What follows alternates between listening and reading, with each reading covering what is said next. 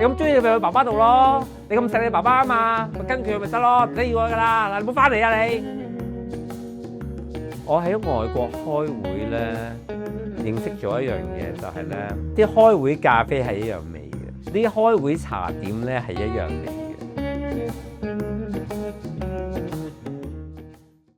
講下你去外國開會嘅密度。1月去咗一次，2月去咗一次，唔係，sorry， 1月有冇去啊？死啦，唔記得咗添，真係多到唔記得。2月去咗一次，3月去咗一次，4月再去一次，5月嗰個我推咗。係佢哋邀請你嘅？係佢哋邀請我嘅嚇。咁去嘅時候，你哋係做乜嘢嘅？去學嘢咯，去講嘢咯，去交流咯，去識人咯。咁嗰啲人邀請你嘅時候，其實佢需要喺你身上攞啲乜嘢？咁我唔好諗住喺我身上攞啲乜嘢，咁我都喺人哋身上攞嘢嘅。其實咧，律師咧唔同嘅地方有唔同嘅規矩，有唔同嘅處理手法，學到好多嘢㗎。譬如今次啦，我學到一樣嘢啦，就係點樣去防止啲父母咧喺呢個離婚期間咧肆意咁樣去做一啲惡劣嘅行為，去瞞騙對方或者係呢一個支配對方嚟到令到自己有呢個小朋友嘅優勢咧。嗱就一招咧就叫做 parental alienation 啦。parental alienation 咧即係父母咧用盡一切嘅手法咧去咧離間對方同子女嘅關係。譬如話爸爸唔錫你啦，爸爸唔要你啦，爸爸唔俾錢你啊，爸爸唔中意你啊，爸爸冇時間得人睇你啊，甚至係話你同阿爸爸講啊，話你需要錢啊，你需要買玩具啊，你需要買呢樣買嗰樣啊，你盡量問爸爸攞啦，爸爸都識咗第二個啦，唔要我哋呢個屋企啦，你咁中意你咪去爸爸度咯，你咁錫你爸爸啊嘛，跟佢咪得咯，唔使要佢噶啦，嗱，你唔好翻嚟啊你！即係連外國係有英文 version 啊、瑞士文 version 啊、法文 version 啊咁樣。呢個 manipulation 咧係呢個世界每個人都會做嘅，呢啲係心理嚟嘅，係冇呢個邊界同埋呢個語言嘅限制嘅。我好難想像咧，佢哋喺一個開英文嘅會嗰度咧，You go to the dad, you ask your dad。唔係，我哋唔係講呢一啲，我哋係講咧，我其實外國咧係已經係有一個 app 係要咧啲離婚嘅父母用。呢個 app 咧係專係俾佢哋兩個去通知對方點樣安排見細路仔。點解要用呢個 app 而唔用 WhatsApp， 又或者唔用 SMS 咧？就係話咧呢一個 app 裏邊所講嘅嘢咧，你係唔可以截圖調翻轉頭改，唔可以 edit 嘅啲 message。所以咧你出 message 之前你要諗清楚。第二個 message 本身咧係會有 prompt，佢會同你講你呢個 message 或者唔係咁好喎，你可唔可以再寫過啊？或者你試下咁寫啊？盡量將嗰個溝通變得 civilized 啲。點解咧？因為其實 parental coordinator 都係教呢一樣嘢。當你由一個夫妻轉化成父母關係嘅時候，你點樣去不帶感情咁樣為咗子女嘅安排同利益去同對方溝通，激化對方嘅情緒，其實對件事係冇幫助。所以有個咁嘅 apps 咧，其實而家外國嘅法庭咧已經係可以要求雙方使用，而將佢變成呢個命令嘅一部分。唔用嘅話咧，係變成呢一個藐視法庭。嚇，咁咪即係俾個 app 公司賺錢？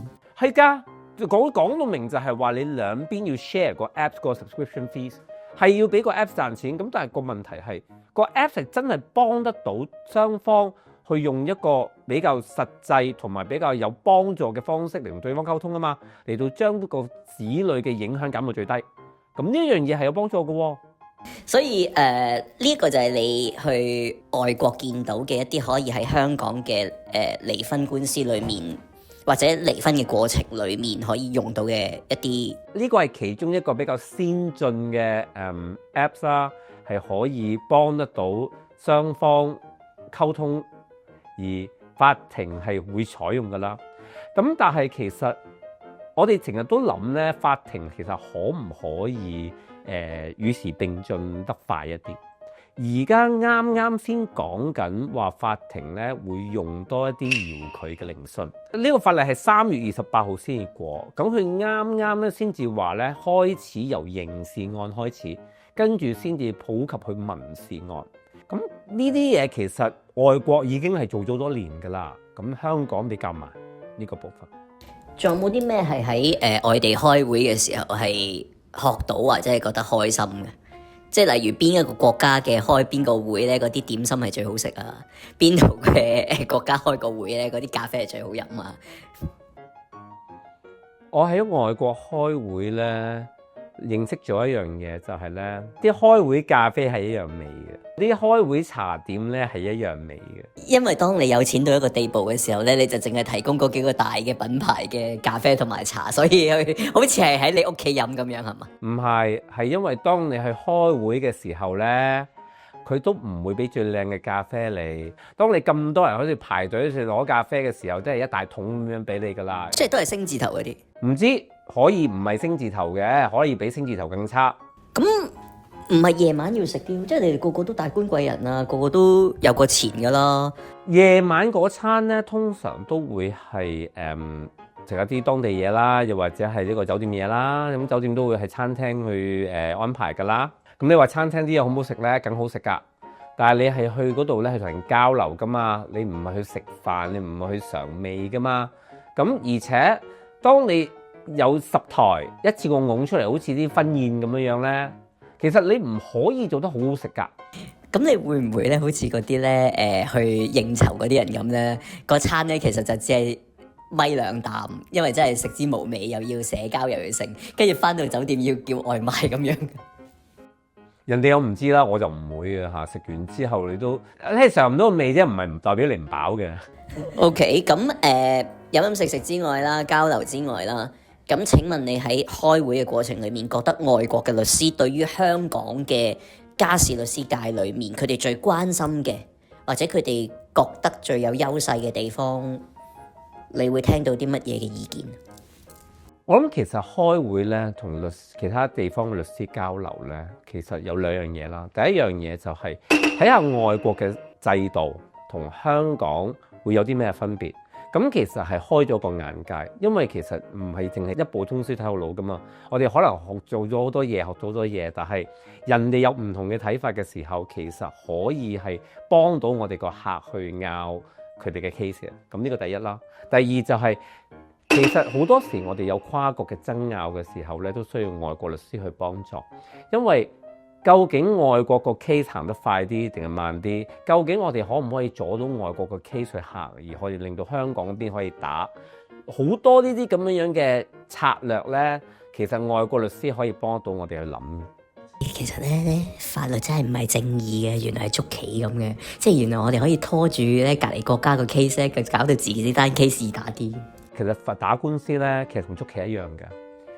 如果係有策略嘅時候咧，其實係應該諗清楚，就係究竟我點行，對方會點回應，跟住我哋下一步又應該會點樣樣。咁呢啲咪就係有經驗嘅律師對比起冇經驗嘅律師嘅最大分別咯。咁最後問一個比較敏感少少嘅問題，咁如果你識得好多律師咧，係咪咧有機會咧令到嗰啲官司咧，嗰啲策略上咧，我哋可以有更高嘅、更好嘅可能性出現？即係你識嗰個人咧，會唔會叫佢喂，可唔可以放慢手腳啲啊？我有單 case 未過啊，等我過咗你先至做得唔得啊？因為你單 case 嘅結果幾有可能影響我單 case 嘅結果，會唔會有啲咁嘅對話出現？好，呢樣真係冇各有各打嘅，咁但係可以具體啲講嘅，其實譬如咁講啦嚇，中港婚姻啦，如果妻子決定喺香港去打呢場離婚官司，一定係有佢嘅原因。通常咧就係因為咧香港嘅法庭咧係會處理全球嘅家庭資產，而中國嘅法庭咧未必會處理全球嘅家庭資產嘅。咁咧喺呢個部分咧，其實咧好可能咧在呢一個申索方嚟講咧會又比較有利，但係咧香港嘅法律制度咧係好着重咧雙方有佢哋嘅機會咧去將佢嘅案情陳列出嚟，跟住咧將佢嘅證據陳列出嚟。咁所以咧嗰個過程咧會比較慢，尤其是香港嘅家事法庭咧嘅工作量咁大咧，好多時其實個案未必轉展得好快。咁所以咧，可能如果喺大陸打嘅時候咧，已經審咗啦，香港都未審到嘅。咁點樣去利用呢一啲咁樣嘅優勢咧，嚟到去幫助雙方咧去處理呢一個離婚咧？咁就視乎翻你代表邊個咯。家破人亡事務所 Screw Up Gracefully。睇完記得 comment、like、share 同 subscribe， 同埋撳埋 YouTube 個鐘仔啦。如果有任何問題想問 Alfred 葉律師嘅話，可以 follow 我哋嘅 IG。葉律師睇過啲問題，可能就會喺呢一度免費答你噶啦。如果需要葉律師嘅專業服務嘅話，就 send 個 message 去我哋 IG，睇下我哋幫唔幫到你。